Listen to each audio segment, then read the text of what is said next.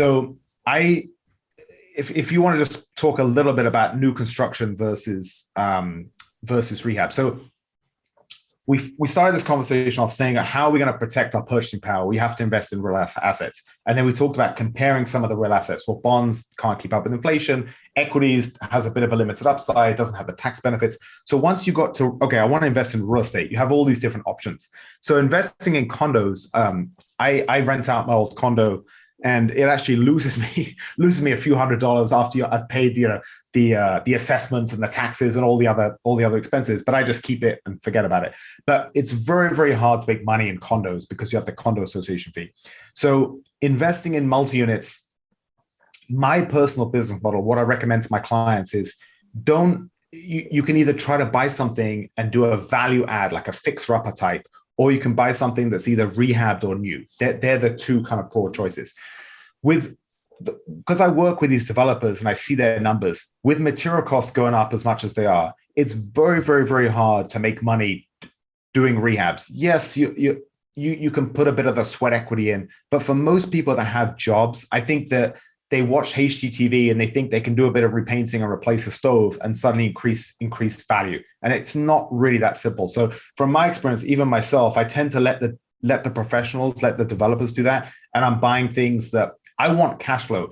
If you're getting cash flow, but every month you have to be doing these big repairs, you're not really making the money. I'm all about the cash flow from property. So that leaves you with two choices. One is a rehab and one is new construction. So if you're that FHA buyer that we were talking about, Tom, you're kind of forced to go for the rehab because you're not going to get a loan for an owner occupant on new construction.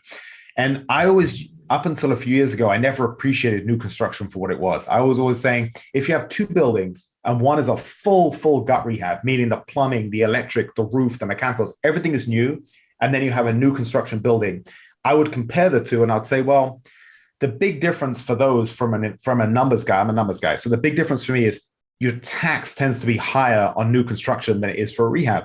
So because of that, I would always lean towards rehabs. But what I didn't understand is new construction. There's a few things just about new construction I've really come to appreciate in the last few years. And the first, I think, is when you have a beautiful rehab unit and you have a tenant leaving and you have your tenant turnover, it's a lot harder. And this doesn't really make much sense to me, but it's from what I'm seeing. It's a beautifully rehabbed unit and then new construction unit. For me, they're pretty similar. They're both lovely. They're both modern. They're both updated. They both have quartz counters, stainless steel appliances, in-unit laundry, wood floors, everything.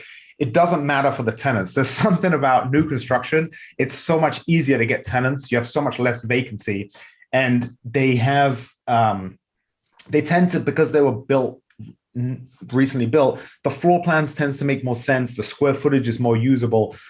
These are all things that I didn't really come to appreciate up until the last few years. So I think when you factor in the less vacancy, when you factor in most of them give a builder's warranty, sometimes they even give a second-year third-party warranty. When you factor all that stuff in, I've really come to appreciate for investors new construction buildings over rehabs.